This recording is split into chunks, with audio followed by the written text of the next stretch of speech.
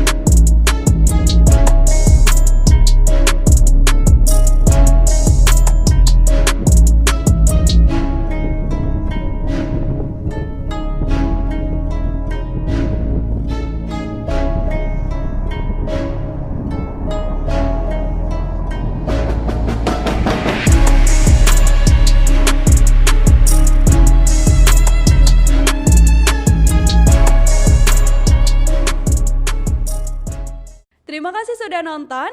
Jangan lupa like, subscribe, dan share ya.